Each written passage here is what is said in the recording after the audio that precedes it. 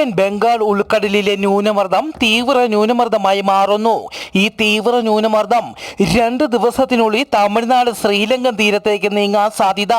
കേരളത്തിൽ വരുന്ന 5 ദിവസം ഇടിമിന്നലോട് കൂടിയ മഴയ്ക്കും സാധ്യത.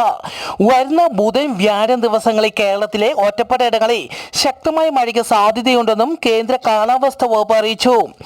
മത്സ്യത്തൊഴിലാളികൾക്ക് ജാഗ്രതാ നിർദ്ദേശം. കേരള തീരത്ത് നാളെ മുതൽ വരുന്ന 3 ദിവസം മത്സ്യബന്ധനത്തിന് പോകരുതെന്നും ഇവിടങ്ങളിൽ മണിക്കൂറിൽ 55 കിലോമീറ്റർ വരെ വേഗതയിൽ കാറ്റിനും സാധ്യത. തെക്കൻ ബംഗാൾ ഉൾക്കടലിൽ ന്യൂനമർദ്ദം രൂപപ്പെട്ടതിനാൽ ആ ഭാഗങ്ങളിലേക്ക് മത്സ്യബന്ധനത്തിന് പോകരുതെന്നറിയിച്ചു. ഫിലിപ്പൈൻസിന്റെ തലസ്ഥാനമായ മനിലയിലെ ചേരി പ്രദേശത്തുണ്ടായ തീപിടുത്തത്തെ തുടർന്ന് 1000ഓളം വീടുകൾ അഗ്നിക്കിരയായി. 2000 കുടുംബങ്ങളാണ് ഇവിടെ താമസിച്ചിരുന്നത്. ആളപായമൊന്നും റിപ്പോർട്ട് ചെയ്തിട്ടില്ല. തീപിടുത്തത്തിന്റെ കാരണം വ്യക്തമല്ല.